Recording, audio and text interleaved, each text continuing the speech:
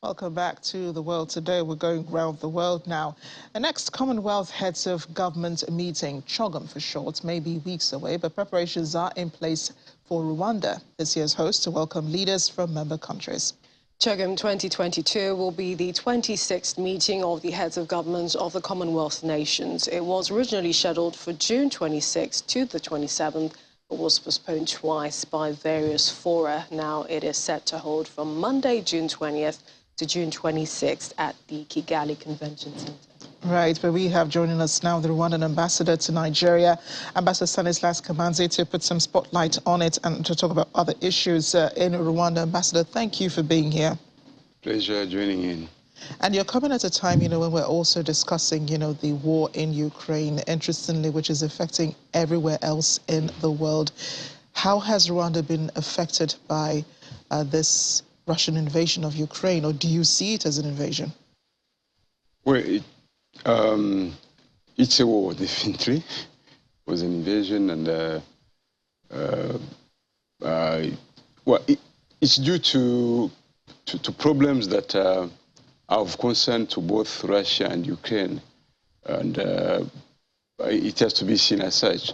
For the impact, definitely, Africa and Rwanda particularly have been affected by the crisis. You know that currently most African countries are suffering escalating prices of fuel. We have a problem of shortage of supply of wheat in many countries. Say a country like Egypt is suffering significantly. Also shortage in supply of fertilizers for African countries that are active in intensive farming, and Rwanda is among those. So the impact is here, not to mention other problems relevant to international diplomacy that concern various countries, and Rwanda is among those. Yeah, you mentioned the hiking food and fuel prices. Is it the same in Rwanda? Because I know the country itself is quite self-sufficient. So what's the situation on the ground, though? What are you hearing? Well, our strategies have provided for managing crises like this one. So as much as the impact is can be sensed, but measures were taken to ensure that there is caution possible to ensure transition from this situation to a better, to a situation of normalcy, if I may say it that way. Yeah, and this year, Rwanda will be hosting CHOGM. It'll be the first for the country since its membership to the Commonwealth in 2009. How significant a time is it for Rwanda? Indeed, it's quite exciting. Rwanda will be the very first country which is not which is not a former colony of the UK. And this connection, it's an opportunity for Rwanda to showcase its dynamism as a member of the Commonwealth. So we're looking forward to welcoming all the countries members of the organization. It will be for us an opportunity to showcase that our capital city, Kigali, is a destination for meetings, incentives, conferences, and exhibitions, which is commonly known as MICE. So it's a big opportunity to open up to the world and to permit an open discussion on matters that are of concerns to the Commonwealth membership indeed, but also to other countries as well. I haven't heard a lot about Kigali. Marit, I don't know if you've been, but I would like to be. Sure, you're welcome to, welcome to go. But then I wanted to ask about the advantages of the membership, because we know that, I mean, Rwanda before 2009 was not a member of the Commonwealth. Mm-hmm. Well, for a nation to be a member of such an important organization, definitely there are benefits. For Rwanda, we could open up or be connected to a broader, how do I put it, to a broader spectrum as far as cooperating with nations in Africa, but also beyond Africa is concerned. We managed to move from our traditional partners to a bigger number of partners and to share their experience, which inspire the current dynamics of transformation of the country. Speaking of which, the first batch of illegal migrants are set to be sent to Rwanda following the decision. I think this was this week. What will be the modalities for their arrival? Well, I want to first of all clarify that for the time being, we're not clear as to when that first batch will be coming, but we're prepared to definitely receive it. Modalities set include provision of a reception center through which they will pass, so that they can be properly guided regarding modalities for submitting application asylum for application for asylum, and once that is completed, they will be directed to a place of accommodation and be provided with all facilitation to settle pending the time. Those who have been identified as qualifying for asylum will be moved to communities in I would say permanent accommodation facilities that have been prepared.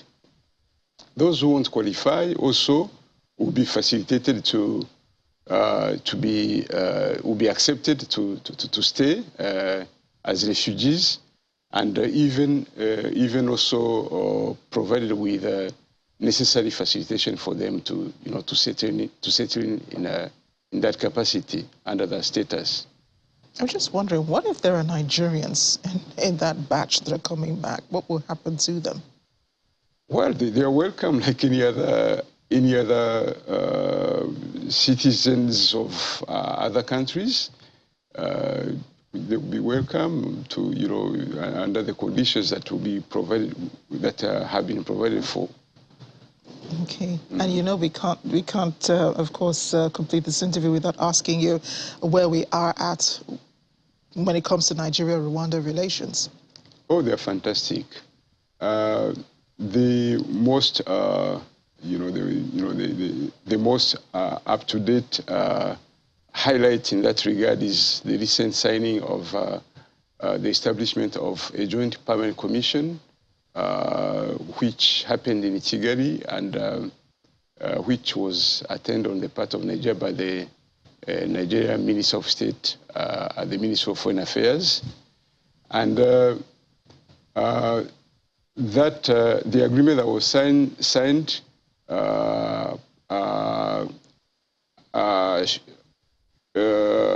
has or shows the main sectors of cooperation that emphasis will be put on as in the continuation of what's in existence, but also other sectors that will be tapped so that cooperation can grow to more elevated heights, if I may say so.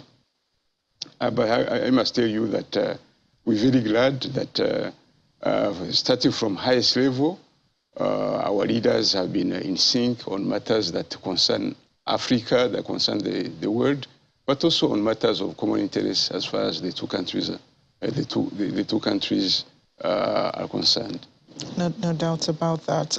Back to Chogum now. The theme for this year is delivering a common future.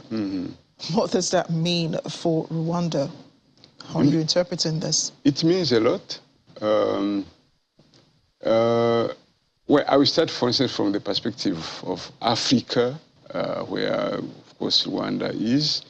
Our countries are or should be on a dynamic of transformation, and the theme actually, summarized it very well. We're looking forward to tapping the existing opportunities to create frameworks for the people of our nations to thrive, to benefit from what the world has to offer, to lead better livelihoods. And that can only happen through synergies among all nations, where successes can be shared, where failures can be tackled, and also with how do I put it? With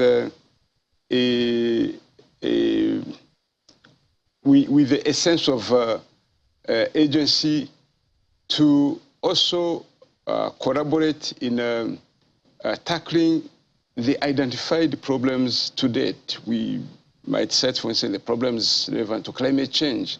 We might cite the problems relevant to global health. Climate change, global health, we've been, and we still are through this COVID-19 pandemic that has affected humanity from a 360 perspective, stalling activity, economic activities, creating anxieties as far as planning for the future is concerned. So the theme actually broadly addresses those with provision of tapping what is available to build stronger capacity to move on to create better livelihoods for human community globally. Just to put it shorter. Definitely, the whole world will be looking forward to the Chogum meeting coming up later in June, especially in Kigali. I was going to ask if there is anything like a Rwandan jollof rice. Kigali jollof rice. Oh, there are a couple of Nigerian joints in Kigali. Okay, so and definitely they do jollof rice. When you go, just checking. They do jollof rice, and when you go, you want to make sure it will be, you'll be satisfied. We appreciate your time. Thank you so much, Rwandan Ambassador to Nigeria, Ambassador Stanislas Kamanzi. Thank you for joining us on The World Today. Thank you very much for hosting me.